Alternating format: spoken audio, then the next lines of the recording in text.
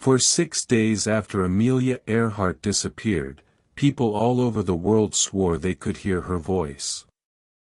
Faint. Frightened. Bleeding through the static on cheap home radios, a woman calling for help from the middle of an empty ocean. A housewife in Texas. A teenage girl in Florida with a notebook. Operators on 3 different continents. All of them catching the same impossible thing. A voice saying the water was coming in. A voice saying her own name. And not one of them could reach her. She was the most famous woman alive. And she vanished on live radio, thousands of miles from land, while the entire planet leaned in to listen. This is how a legend became a ghost. And why, almost 90 years later, we still refuse to let her go. In 1937, Amelia Earhart was not just a pilot. She was proof. Proof that a woman could do the exact thing everyone swore she couldn't. She had crossed the Atlantic alone in an open cockpit while men died attempting it. She had shattered records other pilots had guarded like private territory. Presidents knew her name. Little girls cut her photograph out of the newspaper and pinned it above their beds, a picture of a woman in a leather jacket who looked like she was afraid of nothing. And she wanted one last flight. The impossible one. Around the world at its widest point, following the equator. 29,000 miles. Nobody had ever done it. She told her husband that if she went down doing it, she wanted to go doing the thing she loved. She wrote it like a woman who already suspected the ocean was waiting for her. By the last week of June, she had almost finished. Africa, Asia, the endless crawl west across the Pacific, all of it behind her. 2 legs left. And nothing beneath her now but open water. The next stop was the problem. Howland Island. A flat scrap of coral 1.5 miles long, sitting utterly alone in millions of square miles of ocean. To reach it she had to fly all night by the stars, trusting a navigator named Fred Noonan, and hit a target smaller than a city block from 2,000 miles away. Miss it by a few miles, and there was no second chance. There was nothing else out there. Just water in every direction, and a fuel tank running toward empty. A Coast Guard ship, the Itasca, waited just off Howland to guide her in by radio. That was the whole plan. Her voice would reach them. Their signal would pull her home. The plan did not survive the morning. As the sun came up on July 2nd, her voice reached the ship, but something was wrong. She sounded strained. Exhausted. She was begging for a bearing, a direction, anything. The Itasca answered her again and again. She never once seemed to hear them. The radio was working one way only. She could speak to the world. The world could not speak back to her. Her transmissions grew tighter. Closer together. You can feel the fear rising in the transcripts even now, printed on paper 80 years old. Then, at 8:43 in the morning, one last message. Strong. Almost eerily calm. We are running on line north and south. And then nothing. The most photographed woman in America had flown clean off the edge of the map, and the radio went dead, and that silence was the loudest thing anyone on that ship had ever heard. That should have been the end. A crash. A sinking. A body the sea simply keeps. Except the radio did not stay silent. Because that night, and the night after that, and for days, the calls began. At first the Navy waved them off. Panic. Imagination. Cruel hoaxes from bored men with transmitters. But the calls kept coming, from too many places, too consistent to ignore. Amateur operators picking up a woman's voice on Earhart's exact frequency. Weak. Broken. Repeating numbers. Repeating, over and over, a plea for help. In Florida, a 15-year-old named Betty Clenk sat by her father's shortwave set and heard it, a woman, frantic, saying a name that sounded like Amelia's, saying the man beside her was hurt and no longer making sense, saying the water was coming in. For nearly an hour Betty scribbled every word into a notebook. Then she told the adults. Nobody in charge would listen to a teenage girl with a pencil. And here is the detail that turns the blood cold. If Earhart had gone straight down into deep water, the plane would have sunk within minutes.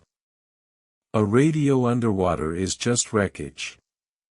It cannot transmit a sound. For those calls to be real, she had to be alive. On land, or on the floating plane, somewhere the antenna could still reach the sky, running the engine to make electricity, watching the tide climb, talking into a microphone to a world that could hear her voice and could not find her body.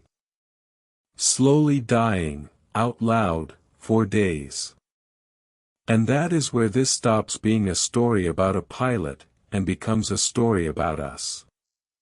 Because the largest, most expensive search in American history to that point, 9 ships, 66 aircraft, over $4 million, swept that ocean for weeks and found nothing. Not a wing. Not a seat cushion. Not a scrap of cloth. She did not just die. She was subtracted. Erased so completely that it broke something in the men who looked for her. And a clean erasure is the one thing the human mind cannot accept. Psychologists have a name for the itch you feel when a story has no ending. They call it the Zeigarnik effect. The brain files away anything unfinished and refuses to close the folder. A finished tragedy, we can grieve, and set down, and slowly walk away from. An unfinished one, we carry forever. A death gives you a grave. A disappearance gives you a door left open, and the mind will stand at that door for the rest of its life, waiting. That is why Amelia Earhart never truly died. The ending was withheld. And a withheld ending is not an absence. It is a wound that will not scab, decade after decade, asking the same unanswerable question in the dark. So people went looking for a body to bury.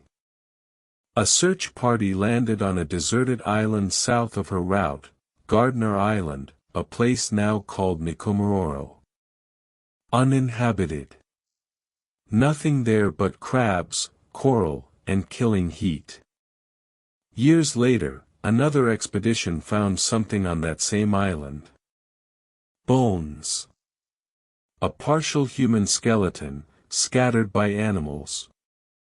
Beside it, a woman's shoe. A jar of American face cream. The remains of a small fire, and the tiny cooked bones of birds and fish, the diet of someone who was surviving, and then wasn't. The bones were measured by a colonial doctor, declared to belong to a man, and then, this part is true, lost. Simply misplaced. Gone forever. Decades later, a scientist ran the original measurements through modern forensic methods. His conclusion: those bones matched Amelia Earhart more closely than 99% of the human beings on Earth. Picture it. Not a crash at all. A castaway.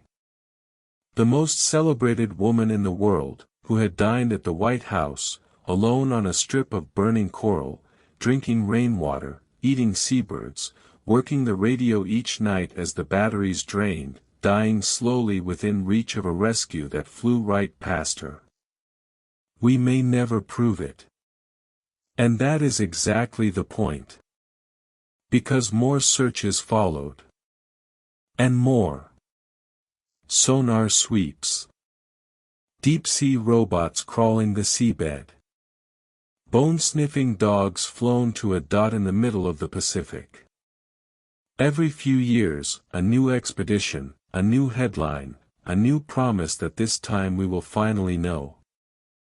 90 years of the most obsessive manhunt in history, for a woman who has been dead since before nearly everyone now searching was even born. Why her? She is not the only person to vanish without a trace. Thousands disappear every year and are quietly, permanently forgotten. But not her. Never her. Because she was a symbol before she was a mystery, freedom, defiance, a woman who flatly refused the small life the world tried to hand her. And when a symbol disappears with no body and no ending, we don't get to close the book. The open loop becomes a mirror. Every generation pours its own private fear into that empty ocean, of falling, of being unreachable, of screaming for help while the whole world listens and cannot come. We tell ourselves we're searching for her plane. We're not. We're searching for the ending. For the closed folder. For permission to finally stop hearing that voice bleed through the static. And maybe that is the most human thing we do, refuse to let the vanished stay vanished. We would rather dig up a speck of coral for 100 years than admit the truth that terrifies us most, that some stories simply stop, mid-sentence, and never finish at all. So here is the question I can't put down. If we ever do find her, the wreck, the bones, the last cold proof, will we finally let her rest? Or do we need her lost? Follow for more.